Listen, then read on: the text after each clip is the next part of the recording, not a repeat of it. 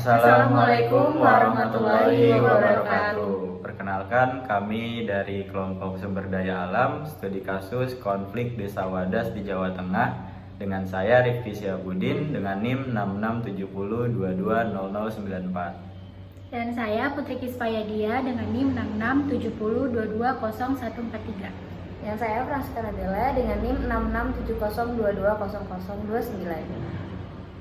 Di sini saya akan menjelaskan mengenai problematika dan permasalahan terkait lingkungan yang berada di Desa Wadas itu sendiri. Wadas merupakan desa yang terletak dan berada di Provinsi Jawa Tengah yang masuk ke dalam proyek strategis nasional. Akar dari konflik Wadas ini dipicu oleh proyek strategis nasional dan adanya rencana pembangunan bendungan bener yang dimana pembangunan tersebut merusak ekosistem dan lingkungan yang ada di Desa Wadas. Permasalahan yang ada di Desa Wadas adalah permasalahan mengenai lingkungan dan juga ekosistem bagi masyarakat Desa Wadas itu sendiri. Dan mengapa banyaknya penolakan-penolakan yang dilakukan oleh masyarakat Wadas itu atas dasar masyarakat takut akan kerusakan ekosistem dan lingkungan di lingkungan sekitar masyarakat tersebut.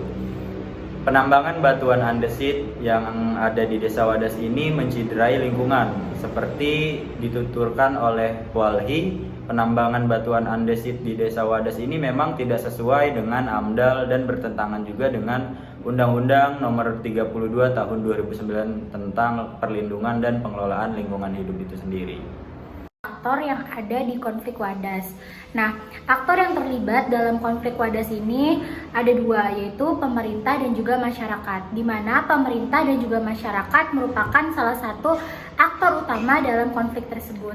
Nah, seperti yang sudah disebutkan, pemerintah dan juga masyarakat menunjukkan adanya sebuah gap atau sebuah bentuk konflik yang berorientasi vertikal, di mana pemerintah dan juga masyarakat ini merupakan salah satu aktor penarik dan juga penentu dengan adanya konflik tersebut.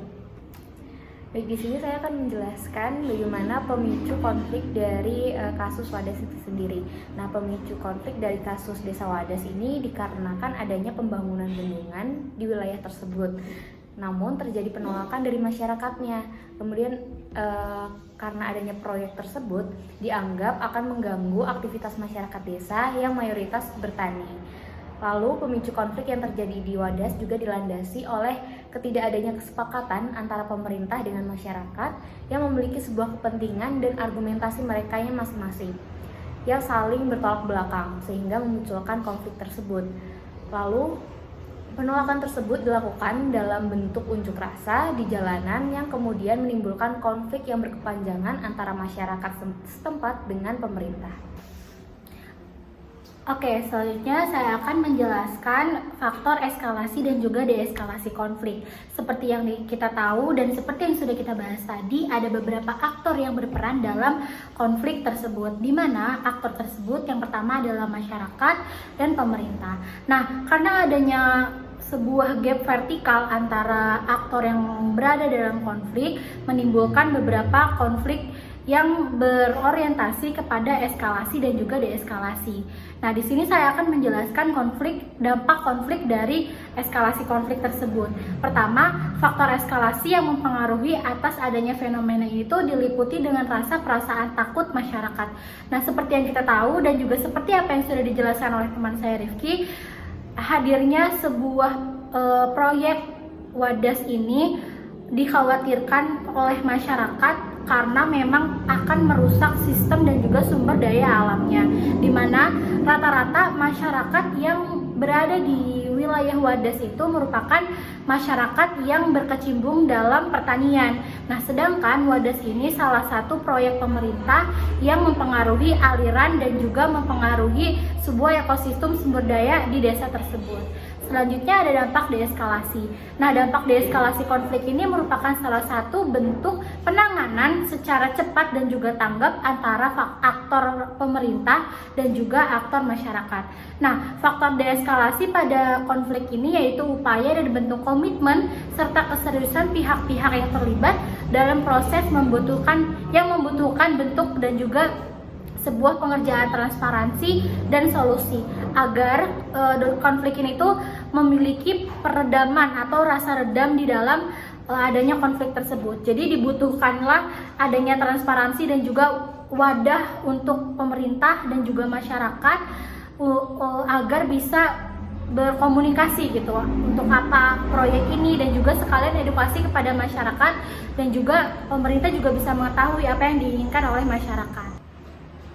Dampak dari adanya konflik Wadas ini berimbas pada kehidupan sosial masyarakat yang terbangun dari dampak negatif seperti adanya perpecahan, perselisihan, bahkan kerusuhan yang menjadi imbasnya kepada masyarakat yang tidak tertangani dengan baik.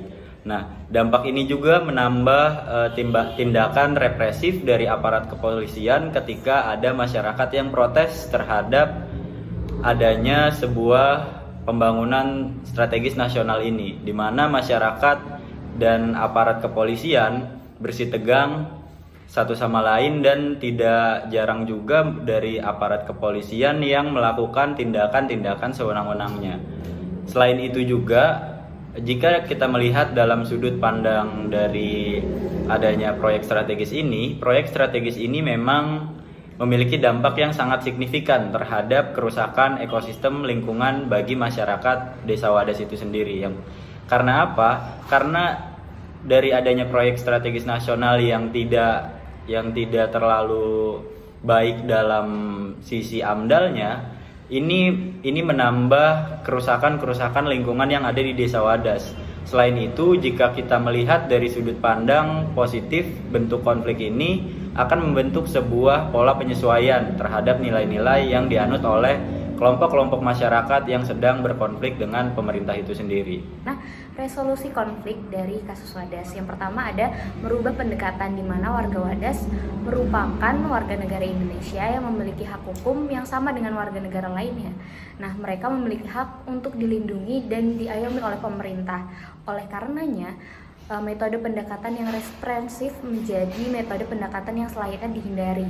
Karena warga negara Wadas adalah warga yang memiliki hak untuk bersikap, termasuk bersikap untuk menolak adanya pembangunan di Wadas. Lalu yang kedua itu menghilangkan stigma pembangkang, di mana selalu dalam setiap kasus pengadaan tanah untuk kepentingan umum akan memunculkan sikap-sikap yang anti terhadap pembangunan, dan stigma bagi yang mengemukakan pendapat dalam kasus seperti ini adalah pembangkang.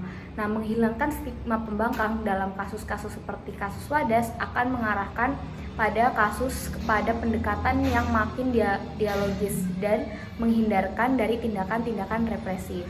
Lalu berikutnya yaitu ada melakukan analisa dampak lingkungan secara objektif dan komprehensif, di mana selayaknya dilakukan analisa bagaimana dampak lingkungannya, apakah terjadi dampak yang buruk atau terjadi dampak yang baik bagi suatu daerah tersebut.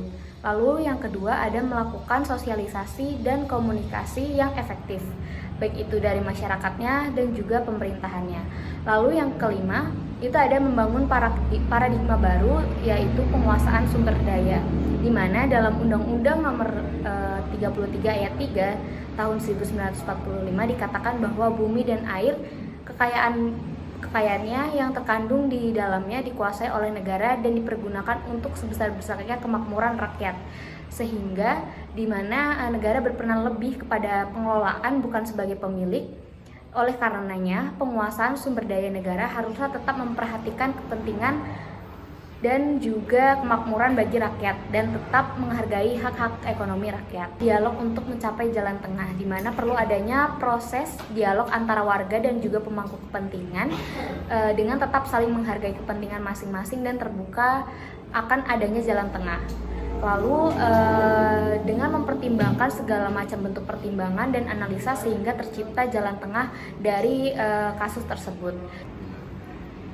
Setelah penjelasan mengenai konflik Wadas, kita dapat mengambil kesimpulan bahwa konflik Wadas yang mengakibatkan banyaknya kerugian, baik itu dari masyarakat dan juga terhadap lingkungan alam itu sendiri, setidaknya memberikan evaluasi bagi pemerintah dalam menangani pembangunan terhadap kelompok terdampak, yaitu masyarakat, dengan cara yang pertama, pemerintah wajib mengedepankan kepentingan masyarakat dalam proses pembangunan.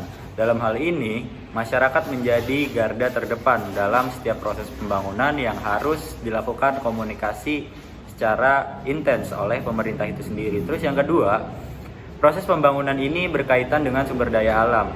Dalam proses pembangunan yang memiliki kaitannya dengan sumber daya alam, perlunya kajian-kajian akademis tentang keberlangsungan lingkungan hidup, baik itu secara sumber daya alam maupun secara hukum yang mengatur di Indonesia itu sendiri. Lalu yang ketiga, pemerintah seyogianya mengedepankan dialog kepada masyarakat dalam penanganan konflik dan tidak menggunakan kekerasan-kekerasan terhadap masyarakat dalam bentuk penanganannya itu sendiri. Cukup sekian presentasi dari kami. Terima kasih banyak atas perhatiannya. Wassalamualaikum warahmatullahi wabarakatuh.